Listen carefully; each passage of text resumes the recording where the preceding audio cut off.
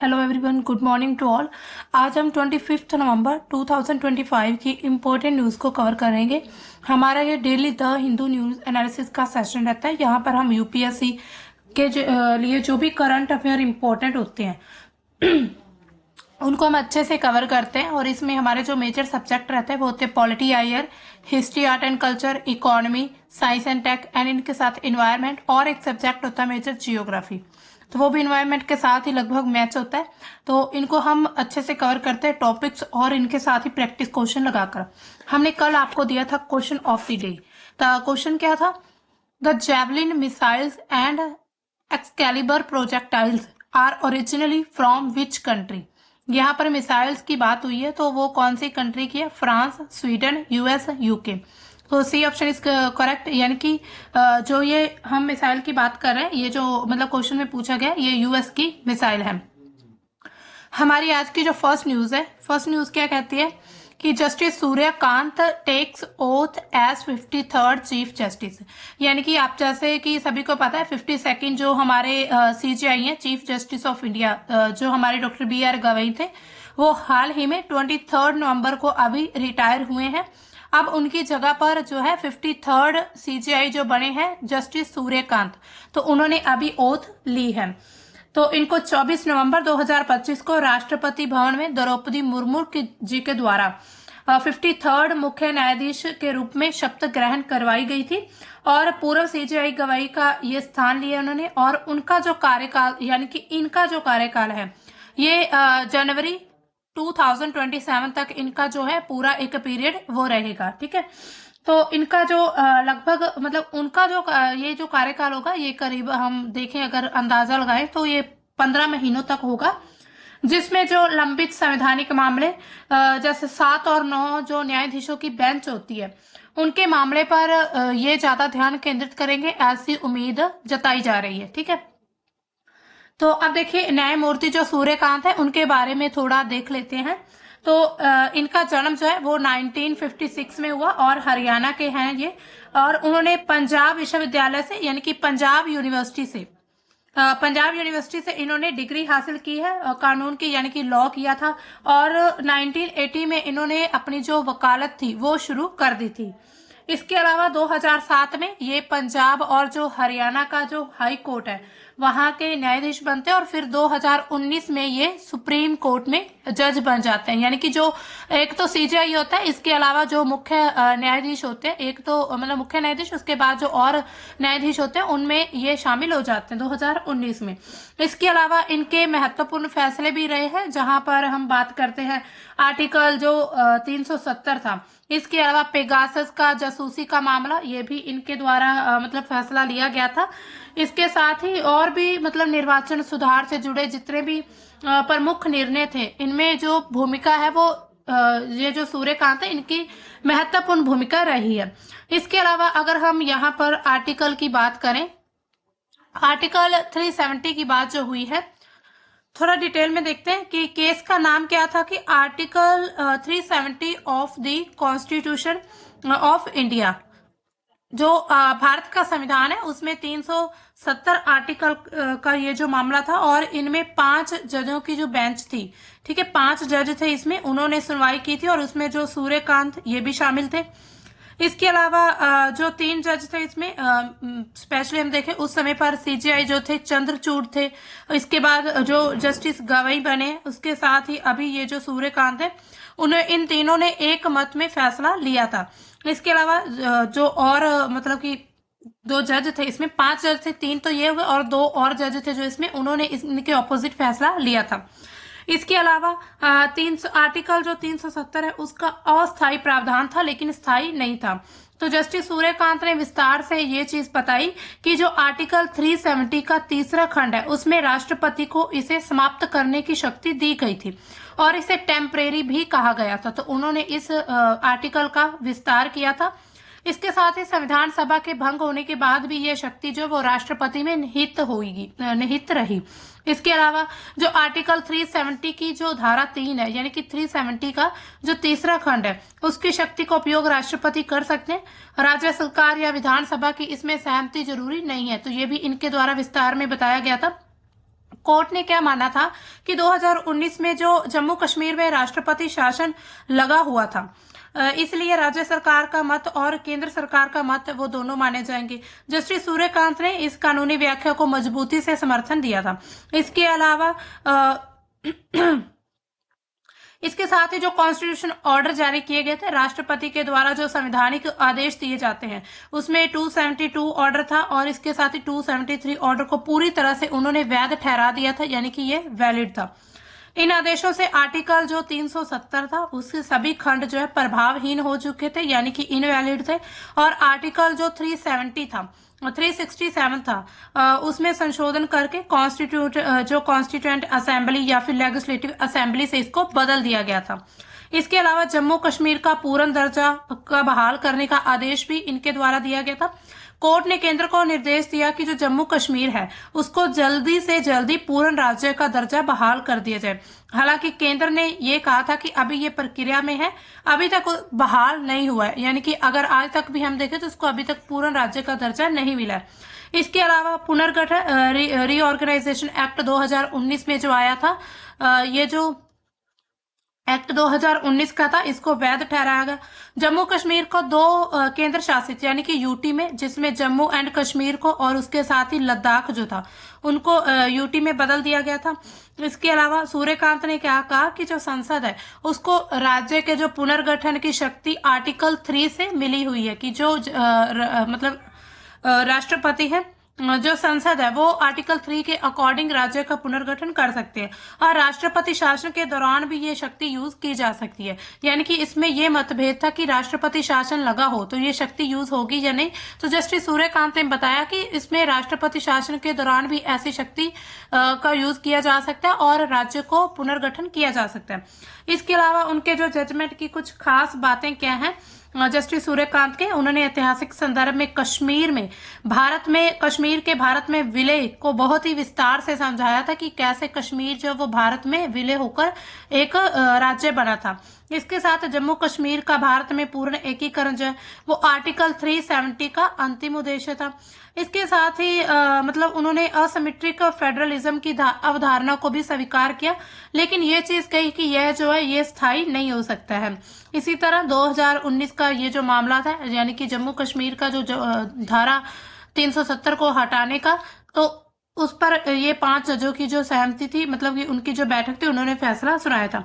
इसके बाद अगर हम देखें तो भारत के जो राष्ट्रपति हैं उनके संवैधानिक प्रावधान क्या है, यानी कि हमारा जो भारत का कॉन्स्टिट्यूशन है उसमें राष्ट्रपति के बारे में क्या कुछ लिखा गया, कौन से आर्टिकल से क्या तक है, कौन से भाग में। तो संविधान का जो भाग 5 है उसमें अनुच्छेद 52 से लेकर 78 तक जो है राष्ट्रपति यानी कि सीजेआई की बात यहाँ पर क्या है, राष्ट्रपति की बात कही गई है, क्योंकि जो राष्ट्रपति है उनके द्वारा भी यानी कि उनके द्वारा एक तरह से इनको अब जो है ओथ दिलाई गई है। तो इसके साथ हम राष्ट्रपति के साथ हम सीजेआई को भी कवर करेंगे, लेकिन पहले हमें राष्ट्रपति की शक्तियों के बारे में देखना होगा। ठीक है, तो सबसे पहले देखते हैं 52 आर्टिकल में क्या लिखा है कि भारत का एक राष्ट्रपति होगा। इसके साथ 53 में उन्होंने कहा कि संघ की कार्यपालिका शक्ति राष्ट्रपति में निहित होगी। 54 में क्या है कि राष्ट्रपति का निर्वाचन होगा। 55 में निर्वाचन की प्रक्रिया बारे में। 56 में उन्होंने कार्यकाल बताया 5 वर्ष होगा। 57 में जो है 57 में लिखा हुआ है कि पुनर्निर्वाचन की पात्रता कोई भी व्यक्ति कितनी बार भी राष्ट्रपति बन सकता है। 58 में लिखा हुआ है कि राष्ट्रपति बनने की योग्यता क्या है इसमें। उसके बाद 59 में जो है नियुक्ति की शर्तें, लाभ का पद नहीं रखेगा, संसद के द्वारा जो निर्धारित वेतन भत्ते, राष्ट्रपति भवन मुफ्त मिलेगा उनको। इसी तरह ये इंपॉर्टेंट आर्टिकल सभी है जो कि राष्ट्रपति से रिलेटेड आपको मतलब कि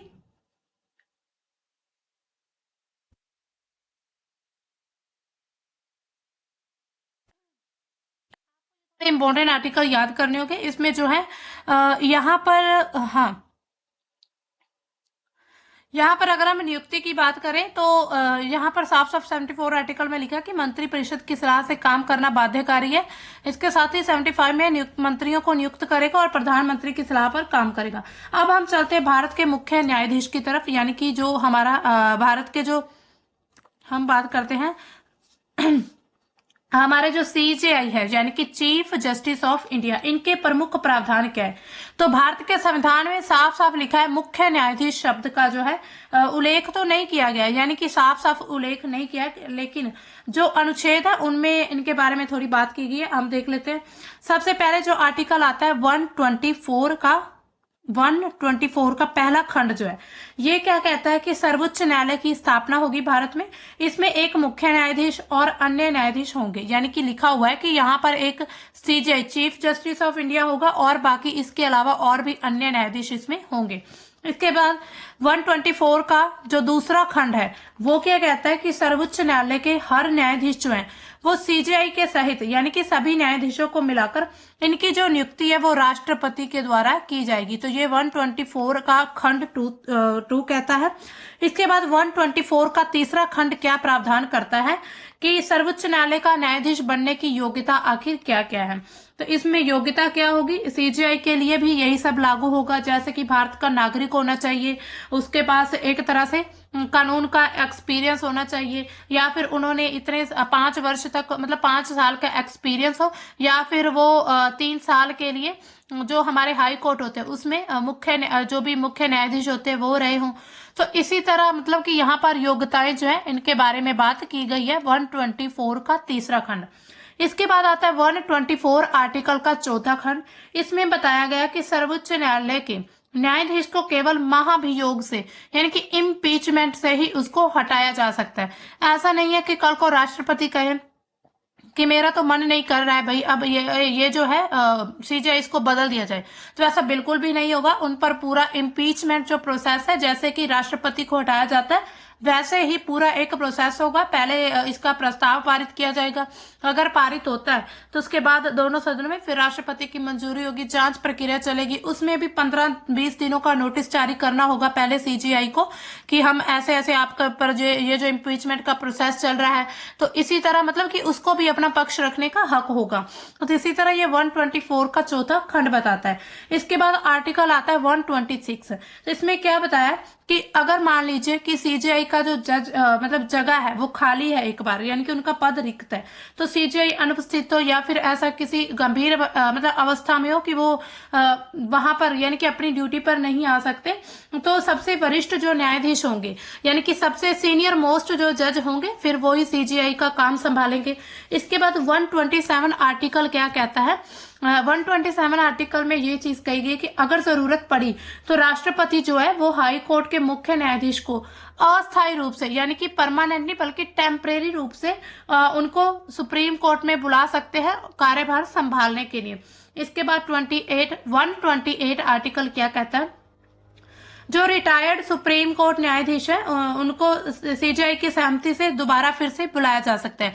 मान लीजिए कोई रिटायर सीजीआई है, अगर मतलब कि हाँ रिटायर है, तो जो भी सीजीआई यानी कि अभी जो हाल ही में चीफ जस्टिस ऑफ इंडिया उनकी सहमति से फिर उनको वापस किसी भी फैसले में यानी कि किसी भी ऐसा केस होता है उसमें फैसला सुनाने के लिए किसी भी पीठ में उनको शामिल किया जा सकता है।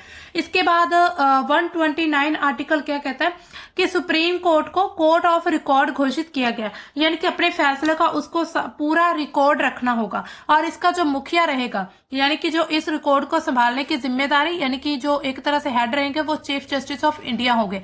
आपने देखा होगा बहुत सारे फैसले आजकल केसेस ऐसे रहते हैं, केसेस में फैसले ये सुनाए जाते हैं कि जो पहले केस मतलब पहले जो वाले केस होते हैं ना वो एक तरह से आधार बनते हैं किसी भी मामले को लेकर, तो इसी तरह जो पुराने रिकॉर्ड है वो भी रखे जाएंगे।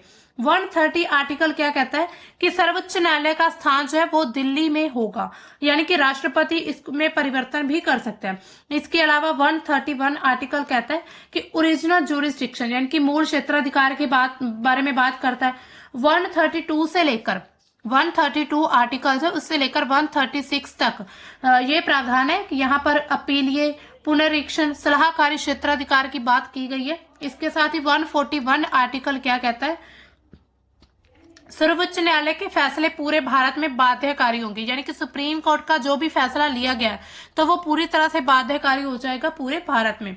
इसके बाद 142 का आर्टिकल क्या कहता है, पूर्ण न्याय के लिए जरूरी कोई भी आदेश देने की शक्ति, यानी कि कोई भी ऑर्डिनेंस जो है या कोई भी ऑर्डर जो है वो जारी कर सकता है सुप्रीम कोर्ट या फिर सीजेआई। इसके साथ ही 145 आर्टिकल क्या कहता है कि सर्वोच्च न्यायालय के जो नियम है बनाने की शक्ति क्या है वो सीजेआई के पास है। यानी कि कोई भी सर्वोच्च न्यायालय सुप्रीम कोर्ट के जितने भी कोई नियम बनाने हैं तो वो चीफ जस्टिस ऑफ इंडिया बना सकते हैं, जो कि अभी हाल ही में जस्टिस सूर्यकांत को नियुक्त किया गया। इसके अलावा अगर हम सीजेआई की महत्वपूर्ण शक्तियों के बारे में बात करें कि उनके पास कौन कौन सी पावर्स है, तो इसमें मोस्टली जो कोलेजियम का प्रमुख होता है, कोलेजियम सिस्टम जो होता है उसके प्रमुख जो होता है वो सीजीआई होता है, और उसके साथ ही 4 सीनियर मोस्ट जज रहते हैं उनके बाद से, तो ये रहेंगे। इसके अलावा सभी बेंचों का गठन और केस को आवंटन करना, इसके अलावा राष्ट्रपति को सीजीआई की सिफारिश करना भी ये काम रहता है। इसके साथ ही हाई कोर्ट के जो मुख्य न्यायाधीश हैं उनकी नियुक्ति में सबसे बड़ी भूमिका रहती है। कार्यकारी सीजीआई नियुक्त करना, जो कि 126 आर्टिकल में लिखा हुआ है कि अगर मान लीजिए सीजीआई जो है वो अनुपस्थित है या फिर किसी गंभीर ऐसी समस्या से जूझ रहे हैं कि वो अपनी ड्यूटी पर नहीं आ सकते, तो इसके बाद जो मतलब कि एक तरह से कार्यकारी मतलब जिनको सिर्फ काम करने के लिए एक तरह से टेम्परेरी सीजीआई बनाना हो तो उसकी नियुक्ति यानी कि उसको नियुक्त कर सकते हैं। इसके बाद पब्लिक जो भी मतलब कि पीआईएल्स वगैरह होती है उसमें संवैधानिक मामलों में स्वैत संज्ञान का भी ये एक तरह से इनमें प्रावधान दिया गया है। इसके अलावा सीजीआई बनने की प्रक्रिया क्या है अभी, मतलब अगर हम प्रेजेंट में देखें तो सीजीआई कैसे बन सकते हैं, तो सबसे वरिष्ठ न्यायाधीश यानी कि सबसे सीनियर होने चाहिए। इसके साथ ही वर्तमान सीजीआई जो है सेवानिवृत्त से 1-2 महीने पहले सबसे वरिष्ठ जज का नाम जो है वो राष्ट्रपति को भेजते हैं। यानी कि मान लीजिए जब रिटायर होने वाले तो उनको 2 से 3 महीने पहले ही जो अभी करंटली सीजीआई मान लीजिए ये रिटायर होने वाले, इन्होंने 2 से 3 महीने पहले राष्ट्रपति को यानी कि प्रेसिडेंट को अपने मतलब कि सीनियर जजेस की एक लिस्ट भेजी है कि इनको आप सीजीआई नियुक्त करेंगे। इसके अलावा राष्ट्रपति औपचारिक रूप से नियुक्ति करते हैं यानी कि इनको नियुक्ति की जाती है। तो अभी हाल ही में हमने यही न्यूज देखी, जो न्यायमूर्ति सूर्यकांत है वो 53rd सीजीआई बने हैं भारत के यानी कि सुप्रीम कोर्ट के। तो इनका जो कार्यकाल रहेगा ये फेब 27 तक रहेगा, करीब 15 महीने के बीच। तो इसी तरह ये मतलब कि हमने पूरा सीजीआई के बारे में देखा। अब देखिए इसमें क्वेश्चन कैसे बन सकते हैं। अब जरूरी नहीं है कि इतना आसान क्वेश्चन पूछा जाए कि अभी 53rd सीजीआई कौन बने हैं। अब उनके फैसलों से रिलेटेड भी कुछ उनके केसेस से रिलेटेड भी कई बार क्वेश्चन पूछ लिए जाते हैं। जैसे ये पूछा गया कि जम्मू एंड कश्मीर में सबसे संबंधित निम्नलिखित कथनों पर विचार कीजिए। अनुच्छेद 370 को समाप्त करने के लिए राष्ट्रपति की अनुशंसा आवश्यक थी। जम्मू और कश्मीर पुनर्गठन अधिनियम 2019 द्वारा इसे 2 केंद्र शासित प्रदेशों में विभाजित किया गया है, जिसमें कौन सा कथन सही है, केवल 1, केवल 2, 1 और 2 दोनों, या फिर कोई भी नहीं। तो इसका सी ऑप्शन सही है, यानी कि दूसरा और पहला दोनों ही सही है। नेक्स्ट क्वेश्चन कैसे आ सकता है कि राष्ट्रपति जो है अध्यादेश तभी जारी कर सकते हैं जब संसद का कोई भी सदन सत्र में ना हो। जारी किया गया अध्यादेश संसद के दोनों सदनों द्वारा पारित प्रस्ताव के 6 सप्ताह यानी कि 6 वीक के बाद भी प्रभावी रहेगा। तो उपयुक्त कथनों में से कौन सा कथन सही है, केवल 1, केवल 2, पहला और दूसरा दोनों, या फिर कोई भी नहीं। तो इसका डी ऑप्शन है सही, यानी कि इन दोनों में से कोई भी नहीं सही नहीं है। इसके बाद भारत के राष्ट्रपति को निम्नलिखित में से किस मामले में मंत्री परिषद की सलाह मानने के लिए बाध्य नहीं होना पड़ता है। पहला ऑप्शन है राज्यपाल की नियुक्ति के लिए, दूसरा ऑप्शन है किसी धन विधेयक को राज्यसभा को भेजने की सिफारिश के लिए, तीसरा ऑप्शन है राज्यसभा के सभापति की नियुक्ति के लिए, चौथा है आपातकाल की उद्घोषणा। तो इसमें जो है हमारा सी ऑप्शन सही है, राज्यसभा के सभापति की नियुक्ति के लिए बाध्य नहीं होना पड़ता है। अब चलते हैं हमारी नेक्स्ट न्यूज की तरफ। हमारी नेक्स्ट न्यूज क्या आ रही है कि भारत का जो भारत है उसको जो नेवी है यानी कि नेवी पावर भारत की थोड़ी और बढ़ चुकी है, यानी कि भारतीय नौसेना की ताकत में बहुत बड़ा इजाफा हुआ है, जिसमें भारतीय नौसेना को एक नया साइलेंट हंटर यानी कि INS जो माहे है वो मिला है, और 80% से ज्यादा अगर हम देखें तो ये स्वदेशी सामग्री से लैस है, एंटी सबमरीन युद्धपोत है, यानी कि 80% से ज्यादा इसको भारत में डिजाइन किया गया, भारत में इसको तैयार किया गया है। इसके अलावा जो army chief general Upendra Dwivedi हैं उन्होंने लॉन्च किए वॉरशिप। उन्होंने कहा कि true strength of the armed forces lies in synergy, adds that army navy and air force form the trinity of India strategic strength, यानी कि इंडिया की जो स्ट्रेटेजिक स्ट्रेंथ है रणनीतिक महत्व उसमें ये एक तरह से खास भूमिका निभाएगा। तो भारतीय नौसेना जो उसकी शक्ति अब लगातार बढ़ती जा रही है और 24 नवंबर को मुंबई के नौसेना डॉकयार्ड में माहे श्रेणी का ये पहला, माहे एक तरह से श्रेणी यानी कि क्लास चलती है इसमें, माहे क्लास का ये पहला anti submarine warfare shallow water craft जो है आईएनएस माहे, औपचारिक रूप से इनको कमीशन कर लिया गया है, यानी कि शैलो वाटर जो एयरक्राफ्ट है ये, ठीक है। तो अब देखिए इसकी प्रमुख विशेषताएं क्या क्या है। सबसे पहले तो हमने अभी बात की 80% से ज्यादा इसमें जो सामग्री है वो स्वदेशी है, यानी कि आत्मनिर्भर भारत के अभियान की जो सफलता है उसको दर्शाता है कि भारत एक तरह से जो है वो आत्मनिर्भर बनता जा रहा है। इसके अलावा ये जो है CSL के द्वारा डिजाइन और निर्मित किया गया है, कोचीन शिपयार्ड लिमिटेड के द्वारा, जो कि भारत की डिजाइन इसमें जो है मैन्युफैक्चरिंग यानी कि निर्माण एकीकरण क्षमता को और ज्यादा मजबूत करेगा। इसके अलावा इसकी ऑपरेशनल भूमिका क्या रहेगी, ये विशेष रूप से तटीय क्षेत्रों में जो शैलो वाटर होता है यानी कि उथले पानी में इसको एक तरह से कमीशन किया गया है, उथले पानी में, और जो दुश्मन की पनडुब्बियां उनकी खोज करे। इसके अलावा जो तट में गश्त होती रहती है, इसके साथ ही समुद्री मार्गों की जो सुरक्षा, उच्च जोखिम वाले जो गोपनीय मिशन है उन सभी में इनका इस्तेमाल किया जाएगा। इसके अलावा पश्चिमी समुद्र तट पर यह साइलेंट हंटर के रूप में इसको तैनात किया जाएगा, यानी कि वहां पर हमेशा ये डिप्लॉय रहेगा।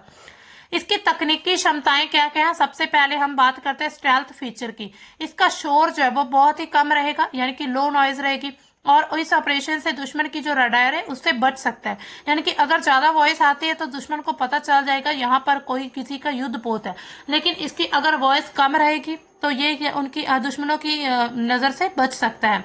इसके साथ आकार लगभग 78 मीटर लंबा है ये और 11 मीटर चौड़ा है, यानी कि 78 मीटर लेंथ है, 11 मीटर इसकी चौड़ाई है, 1100 टन वजन है इसमें, और अधिकतम इसकी जो गति है वो 25 नॉट तक है, यानी कि लगभग 46 किलोमीटर पर आवर।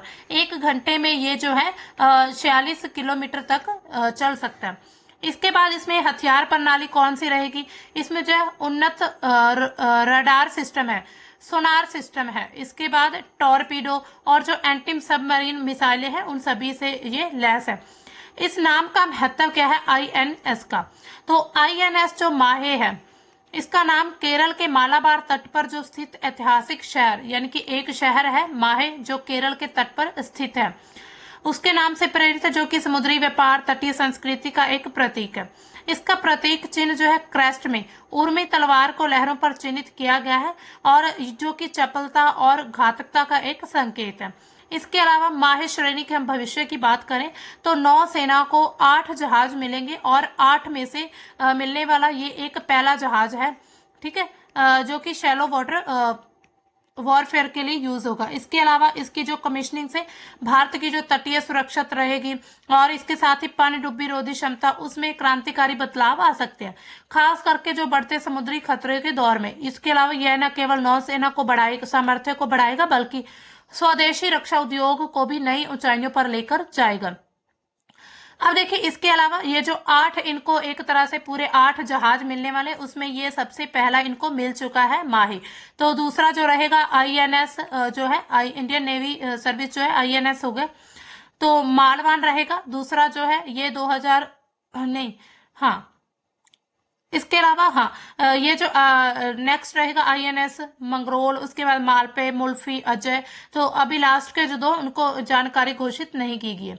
इसके अलावा यहाँ पर अगर हम निर्माण अनुबंध की बात करें कि इसको बनाने का जो कॉन्ट्रैक्ट वगैरह कब कैसे दिया गया, तो अप्रैल 2019 में कोचीन शिप जो लिमिटेड है उसको 8 जहाज का एक तरह से कॉन्ट्रैक्ट दिया गया। कुल मूल्य अगर हम देखें तो 1.9 अरब डॉलर के लिए, मतलब अरब डॉलर तक इसका एक निर्माण की लागत है। इसके अलावा स्टील कटिंग दिसंबर 2020 में शुरू हो चुकी थी, और अभी जो है 2025 में इसको कमीशन कर दिया गया, नवंबर 2025 में। इसके अलावा अगर हम देखें तो इसका महत्व क्या रहेगा, ये जो माहे श्रेणी है, तो माहे श्रेणी के जो एंटी सबमरीन वॉरफेयर है ASW, anti submarine warfare shallow watercraft SWC, ये जो इनकी शॉर्ट फॉर्म है, तो ASW या फिर SWC ये जो श्रेणी है भारतीय नौसेना के लिए एक बहुत ही बड़ी क्रांति हो सकती है, जो कि तटीय उथले पानी में जो भी हमारे दुश्मन है उनको खत्म करने के लिए या फिर उनका मुकाबला करने के लिए तैयार की गई है। इसके अलावा सैन्य सामरिक महत्व क्या है, जो उथले पानी में दुश्मन की जो पनडुब्बियां उनकी खोज करेगा, उनको ट्रैक करेगा, नष्ट करने के लिए काफी अच्छी तरह से काम कर सकता है। इसमें जो है उन्नत सोनार सिस्टम जो है लगा हुआ है, जो यानी कि हल माउंटेड, और जो टो एरे है, इसके अलावा टॉरपीडो लॉन्चर है, एंटी सबमरीन रॉकेट्स लगे हुए हैं, जो कि दुश्मन की जो गुप्त गतिविधियां यानी कि जो सीक्रेटली जो भी उनकी एक्टिविटीज रहेंगी उनको भी रोकने में ये एक तरह से सक्षम रहेगा।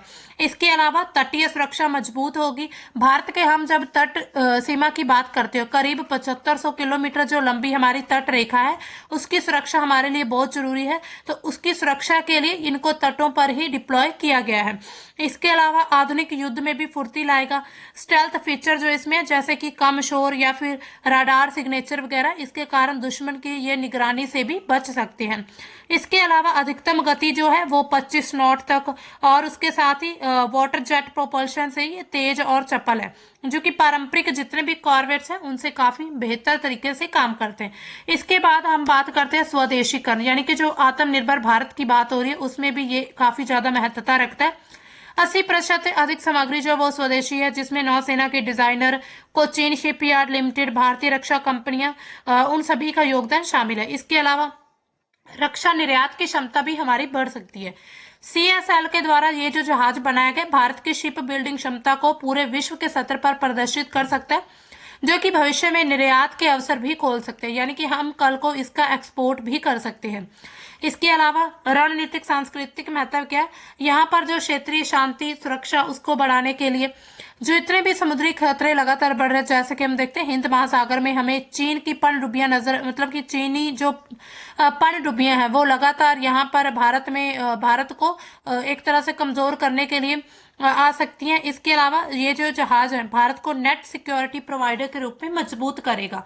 इसके अलावा थल सेना के जो प्रमुख हैं हमारे जनरल उपेंद्र द्विवेदी, उन्होंने कहा है कि देश चैन से सोएगा क्योंकि आप समुद्र में जागते रहेंगे। इसके अलावा ये संयुक्त जो है सैन्य तालमेल, जिसमें ऑपरेशन सिंदूर का भी एक उदाहरण लिया जा सकता है, यानी कि हमारी सैन्य ताकत को बढ़ाने के लिए है ओवरऑल, चाहे वो नेवी हो, चाहे वो एयरफोर्स हो, चाहे फोर आर्मी हो, ठीक है।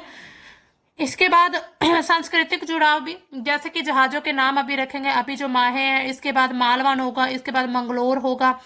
ये सभी जो है भारतीय जो तट शहर है, यानी कि हम जब यह देखिए भारत का ये जो मैप है, यहाँ पर जितने भी तट शहर है इनके नाम से प्रेरित है, यानी कि इनकी संस्कृति से प्रेरित है, और भारत की जो समुद्री महाशक्ति उसको बढ़ाने के लिए ये काम करते हैं। इसके अलावा समुद्री विरासत, संस्कृति, समृद्धि को भी सम्मान मिलेगा। आईएनएस माहे का जो एक तरह से प्रतीक चिन्ह है उर्मी तलवार, उसको भी दर्शाता है, यानी कि जो घातकता का प्रतीक है। तो इसी तरह ये हमारे लिए बहुत ही इंपॉर्टेंट रहने वाला है। अब चलते हैं इनके क्वेश्चंस की तरफ। तो ये जो क्वेश्चन है हाँ, क्वेश्चन क्या है पहला, भारत में निर्मित निम्नलिखित जहाजों में से कौन सी anti submarine warfare shallow water craft परियोजना के अंतर्गत आते हैं? आईएनएस अरनाला, माहे, वागीर, करंज। तो सही उत्तर क्या है इसमें? सिर्फ एक और दो दोनों, या फिर 1, 2 और 3, यानी कि तीनों सही है पहला, या फिर दूसरा और चौथा। तो कितने इसमें सही है? तो ए ऑप्शन सही है हमारी, 1 और 2, यानी कि ये जो 2 है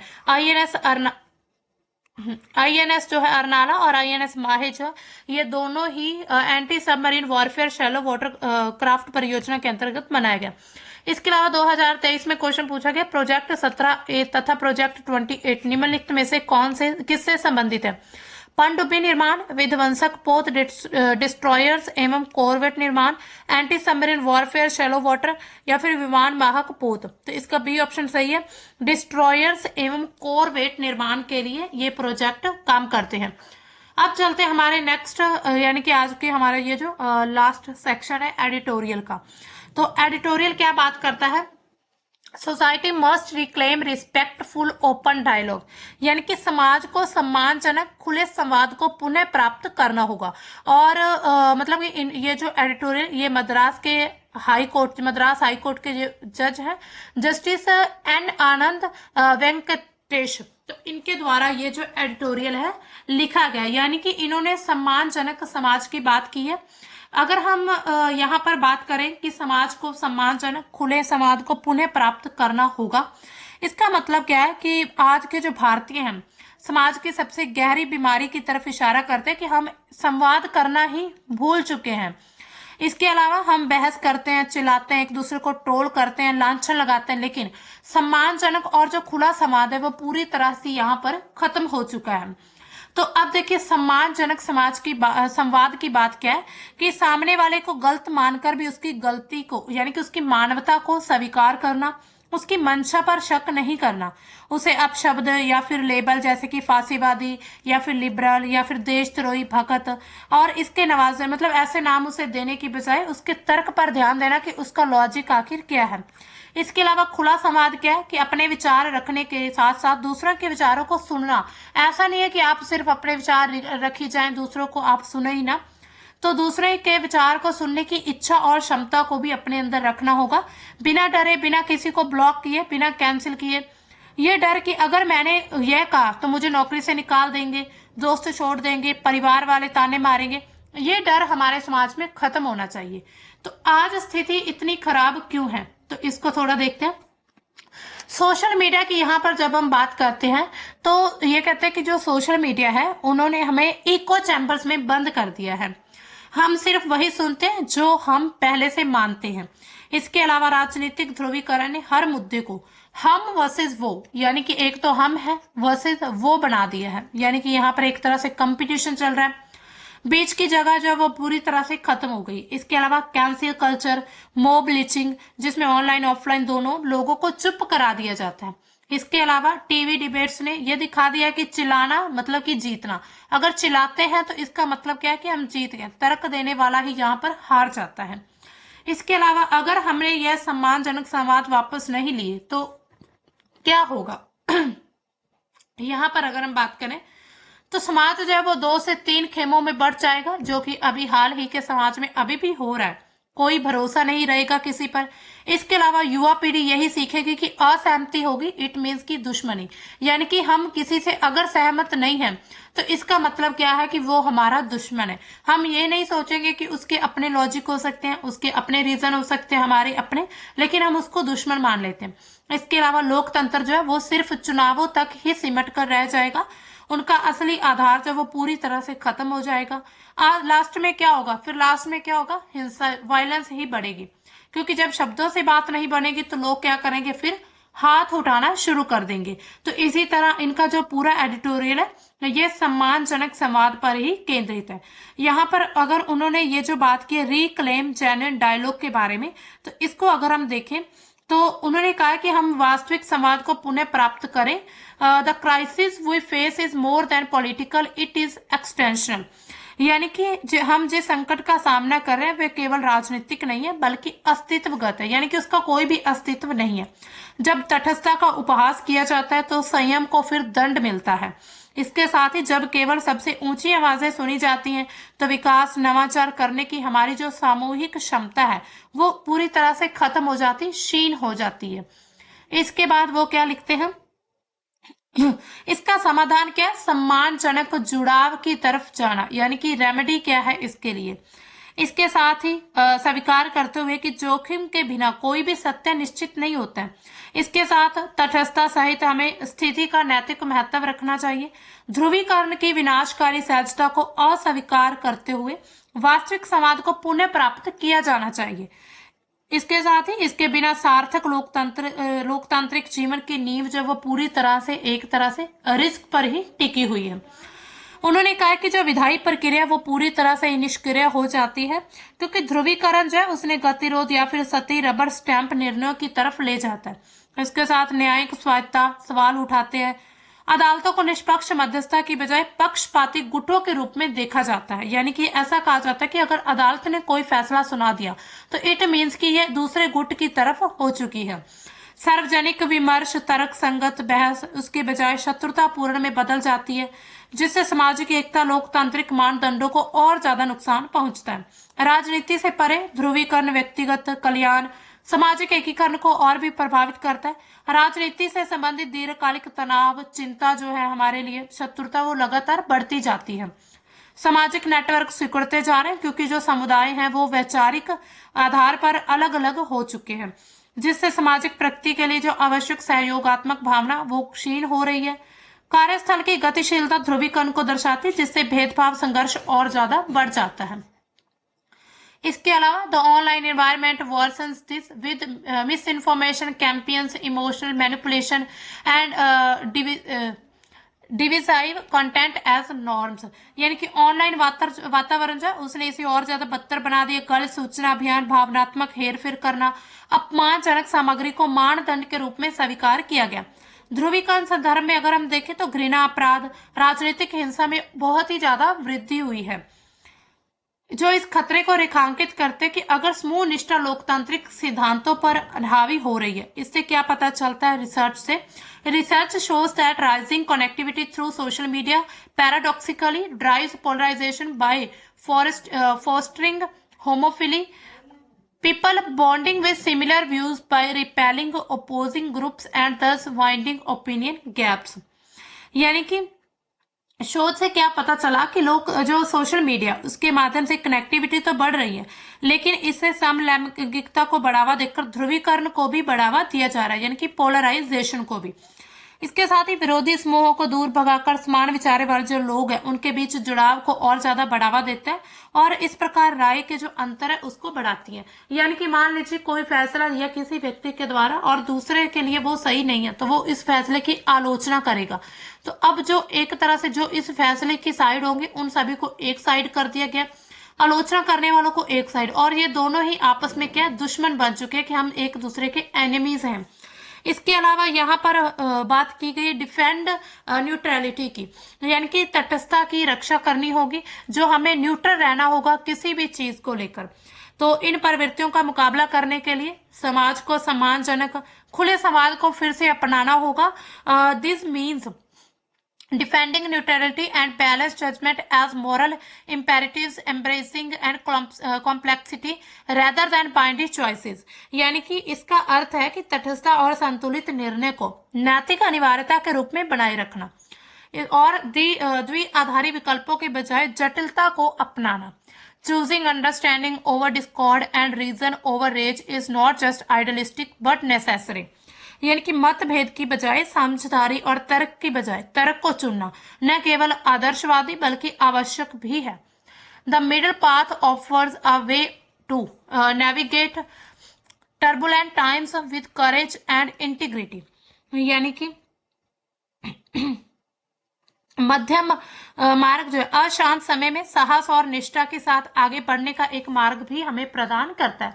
इसके लिए गहराई से सुनना, खामियों को स्वीकार करना और संतुलित को महत्व देने की जरूरत है, जो कि परिपक्व लोकतंत्र के लिए काफी ज्यादा आवश्यक है। यानी कि हमें अगर देखें तो मैच्योर डेमोक्रेसी के लिए ये ज्यादा इंपॉर्टेंट है। Protecting neutrality and civil discourse shield society from polarisation corrosive effects and ignites hope for peacefully coexistence and progress।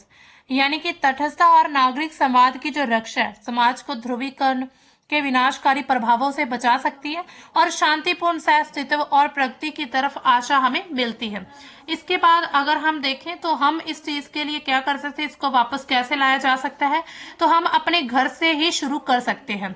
यानी कि परिवार में अलग जो भी विचार रखते हैं, जिन लोगों के विचार बिल्कुल ही अलग हैं, परिवार में होने पर भी एक दूसरे को सम्मान देना होगा। ऐसा नहीं है कि अगर किसी के विचार नहीं मिलते हम उसकी इज्जत ना करें, हम उसको सम्मान ना दें। इसके अलावा स्कूल कॉलेज में डिबेट नहीं बल्कि डायलॉग की संस्कृति आनी चाहिए। यानी कि हमें डिबेट करने पर ज्यादा फोकस नहीं बल्कि डायलॉग पर ज्यादा ध्यान देना होगा। इसके बाद अगर हम देखें सोशल मीडिया पर रिएक्ट करने से पहले 1 मिनट रुकना चाहिए और उसमें हमें सोचना चाहिए क्या मैं व्यक्ति पर हमला कर रहा हूं या फिर उसके विचारों पर कर रहा हूं। इसके बाद सार्वजनिक जीवन में जो नेता, पत्रकार, बुद्धिजीवी, उनको भी यह जिम्मेदारी लेनी होगी नफरत नहीं फैलाएं। यानी कि सबसे बड़े जो हमारे एक तरह से आइडल्स होते हैं, जो रोल मॉडल्स होते हैं, उन पर भी ये चीज होनी चाहिए कि वो नफरत ना फैलाने पर ध्यान दें। इसके अलावा कानून अपना काम करे, ऑनलाइन उत्पीड़न, धमकी, डॉकिसिंग पर सख्ती हो ताकि लोग जो है वो पूरी तरह से खुलकर बोल सकें। इसके अलावा लोकतंत्र में असहमति जो है वो उसकी जान है लेकिन नफरत जो है वो उसकी कब्र है। यानी कि असहमति तो जान है लेकिन नफरत अगर उससे होगी तो हम इस मीन्स की लोकतंत्र की कब्र खोद रहे हैं। जब तक हम फिर से ये नहीं सीख लेते कि मैं तुमसे पूरी तरह असहमत हूं, लेकिन तुम्हारे बोलने का हक मैं अपनी जान देकर भी बचाऊंगा। मतलब कि आपने कुछ कहा लेकिन मैं उस चीज से असहमत हूं, लेकिन फिर भी आप बोल सकते हैं, ये आपका अधिकार है। तो तब तक हमारा जो समाज है वो पूरी तरह से बीमार ही रहने वाला है। तो इसी तरह ये जो एडिटोरियल है इसमें ये बताया गया है कि अब हमें चुप्पी तोड़नी होगी, लेकिन नफरत नहीं, सिर्फ संवाद यानी कि डायलॉग्स को वापस लेकर आना होगा। सम्मानजनक, खुला और निर्भीक संवाद होना चाहिए, वरना हम सब मिलकर क्या करेंगे, अपने समाज को ही खत्म कर देंगे। तो ये था हमारा आज का एडिटोरियल। अब चलते हैं हमारे प्रैक्टिस क्वेश्चंस की तरफ। क्वेश्चन क्या है, what constitution provision does the centre propose to apply the union territory of Chandigarh. इसमें हमने कल ये न्यूज की थी, तो इसमें कौन सा ऑप्शन जो वो सही है, आर्टिकल 240 इसमें सही है। Next, when will the winter session of parliament Commons, यानी कि पार्लियामेंट का विंटर सेशन कब स्टार्ट होगा, वो 1 दिसंबर से 1 दिसंबर। Next question, what were the 2 proposed road maps mentioned by the COP30 में कौन कौन से 2 रोड मैप तैयार किए गए थे। इसमें लास्ट यानी कि डी ऑप्शन सही है, ending deforestation and curbing use of fossil fuels. Next, ये है आपके लिए क्वेश्चन ऑफ द डे, यानी कि आपको इस क्वेश्चन का आंसर कमेंट सेक्शन में बताना है, या फिर आप हमारे कल के सेशन में इसका आंसर आपको मिल जाएगा। क्वेश्चन क्या है, with which countries did Narendra Modi announce a new trilateral initiative on technology and innovation at the G20 summit. G20 summit में पीएम नरेंद्र मोदी ने कौन से 2 देशों के साथ ट्राइलेटरल संधि साइन करने की बात कही है इनिशिएटिव टेक्नोलॉजी इनोवेशन को लेकर। Australia, Canada, France, Japan, south Korea, Vietnam, Italy और ब्राजील। तो इसका जो सही ऑप्शन है आपने हमें कमेंट सेक्शन में बताना होगा। तो दोस्तों ये था हमारा आज का द हिंदू का सेशन। उम्मीद करते आपको समझ आ गया होगा, और मिलते हैं हम अपने कल के द हिंदू के सेशन में। तब तक के लिए बाय, थैंक्स फॉर वॉचिंग।